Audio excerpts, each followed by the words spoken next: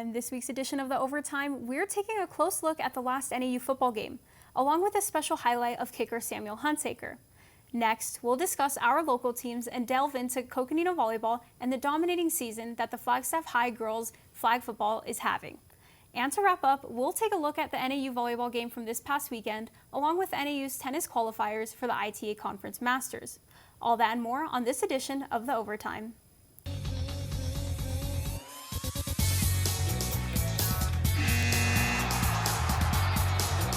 Good evening and welcome to this edition of the Overtime. My name is Jessalyn Garcia and I am so excited to be back on the show hosting. Today, I am joined by Lydia Schwieters. Welcome, Lydia. It's so nice to have you here for your first show of the fall. How are you feeling? I'm so excited to be back and talk some sports with you. Let's get into it. NAU football took home a win from Idaho State this weekend, and it seems they're coming back strong from their bye week. They played a hard-fought game, winning 31-18, with a strong second quarter that staked their claim on the win. That's right. The game was very impressive for the Lumberjacks. The bye week seemed like something they definitely needed and for the game. A lot of really good plays were made, right, Jess? There certainly were. Let's take a look at some of the highlights from the game. The game was a shutout, with the Bengals striking first, courtesy of a Dason Brooks 6-yard rushing touchdown to put the Bengals up 7 points early. But NAU wasted no time in tying the game, with Seth Cromwell barreling his way into the end zone for the 7th time this season. The Jacks then recovered an Idaho fumble at the 1-yard line thanks to safety Michael Hurst. The Lumberjacks took the lead 14-10 with a 14-yard touchdown by tight end Braden Kramer, which was both his first catch and touchdown of his career. Darvin Hubbard enjoyed his second touchdown of the season on a 4-yard carry to take NAU into the half with the lead. Idaho State wide receiver Jonah Burton brought back the game within reach for the Bengals, but the Jacks were able to grind out the clock and secure the win with a 41-yard field goal from Sam Hunsaker. They're going to have a spooktacular game on Halloween, looking to continue their stride, and another home game next weekend against the Northern Colorado Bears. NAU football's kicker, Sam Hunsaker, has been named to the Fred Mitchell Award midseason watch list. The Fred Mitchell Award is given to the most outstanding place kicker each year and is a huge honor. Sam is also an Arizona native who is very proud of being able to represent his home state while being a big help for the team's success. Agreed. Hunsaker has definitely staked his spot as a reliable kicker that the Jacks can look to, with a perfect record on all of his 28-point attempts, and is 8 for 10 on field goal attempts. A true sophomore, Hunsaker has made his name known within the Lumberjack community for his skills on the team. Just shout out to Ben, our snapper, the line, and Coach Wright for giving me the opportunities that we have. Just shows that hard work pays off. I've only been doing this for 2 years, but really, I've just put my head down and dedicated my life to the sport, so it's just cool to see that paid off. Congratulations to him. It must feel so good to be recognized in that way. Sam actually had a pretty popular video on social media before the season started that ASU quarterback Sam Levitt commented on right before the Jacks took on the Sun Devils. Did you see that? I actually did see that. I saw it on my feed a few months ago, and it was pretty funny because of the comments. When we come back from break, we have an exciting recap on the Flagstaff High Eagles volleyball season. Hey, can you chop the pineapple? Chop the pineapple. Nope, I'm high. How about I wash off the grapes? Yes. Okay. You're already making good decisions when you're high. I want tacos. Will you drive? I'm a little toasty.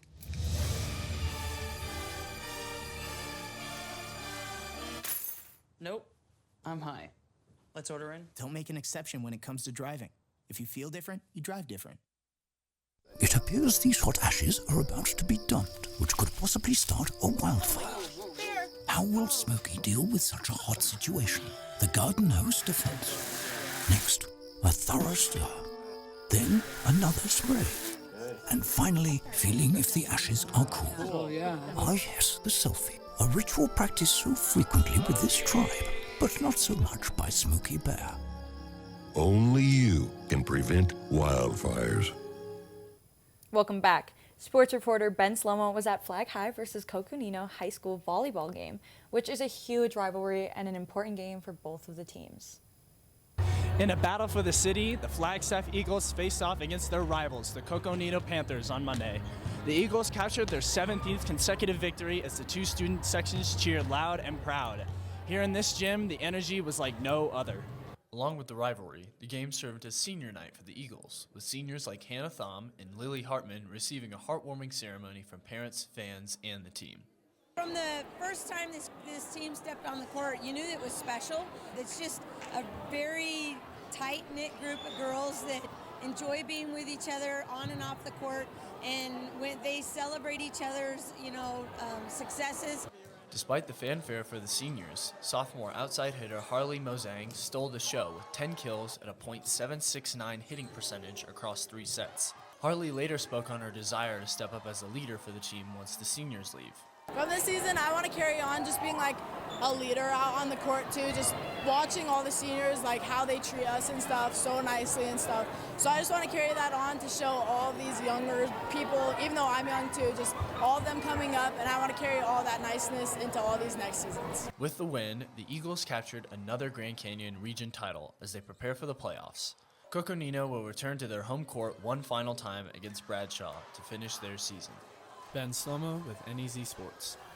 Wow, Jess, I'm so excited to see how Flag does in the playoffs this week. Me too. And with a 17-game winning streak, I'm sure they'll be playing some strong games. Playoffs begin next Thursday, and the Eagles will have home advantage for the first few rounds, given their record. We're going to take a quick break, but when we come back, we will be taking a look at some NAU volleyball and tennis. Love the hustle, Cliff. Who are you? Your lungs. We're quite proud of you. Even though you quit smoking years ago, you may be at risk for lung cancer. Okay. Well, with the routine screening, you can detect it early when it's more curable. Sounds good, guys. Can I get a little space here? Biologically, no. Okay. Listen to your lungs. Get a routine screening that could save your life. Talk to your doctor and learn more at savedbythescan.org. Emma, did you hear? Todd's in the hospital.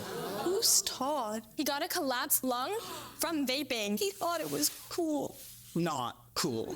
Promise you won't vape, Emma. It can lead to a lifelong addiction, and we can't be friends if your lungs collapse.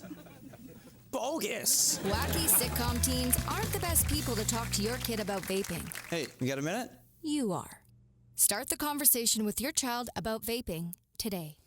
Welcome back. Last Friday, the NAU women's volleyball team played a shutout 3-set match against the Northern Colorado Bears, coming back from a 3-year losing streak against the Bears. Let's check it out.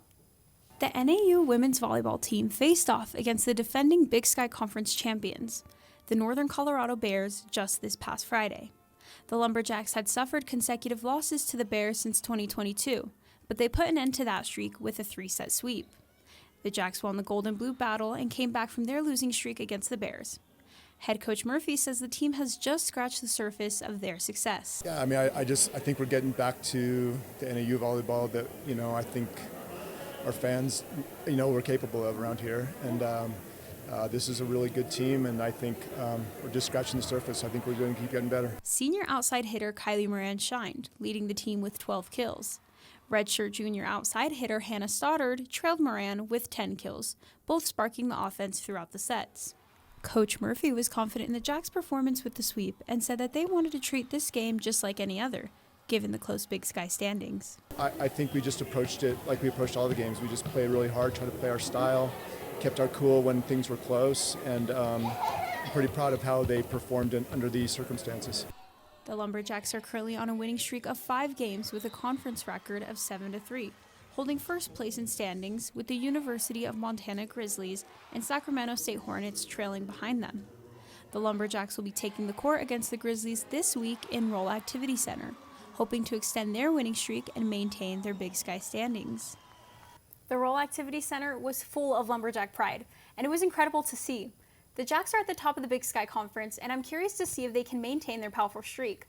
They're just one game ahead of the Grizzlies, and they're warming up to face against them right now. Yes, they are, Jess. We will continue to watch as their season progresses. Moving away to tennis now, we have Austin Williams in studio with us to talk more about NAU tennis and the qualifiers for the ITA Conference Masters Championship. Over to you, Austin. Thanks, Lydia. NAU has a total of 3 players that have qualified for one of the biggest tennis individual tournaments of the tennis season. the ITA Conference Masters. Senior Patricia Nieuwedomska is the only women's player to qualify for the singles draw. And for the men, senior Takumi Katsuda and sophomore Vincent Vole qualified for the doubles draw.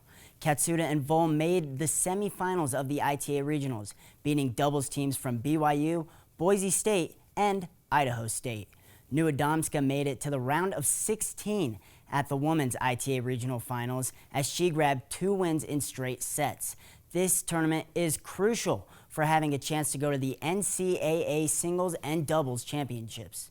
The ITA Conference Masters is set to begin on November 6th. Back over to you, Lydia. Thanks, Austin. And thank you, listeners, for tuning in. Jess, there's another Flag Cocoa rivalry game tonight for football. I might just have to go see if I can make it after the show. Me too, Lydia. Maybe we can go together. I'd also like to thank you, Lydia, for being such an amazing co-host tonight. And special thank you to our awesome sports reporters, Ben Sloma and Austin Williams. And a special thanks to all of you for tuning in. We'll see you next week for the next edition of the Overtime.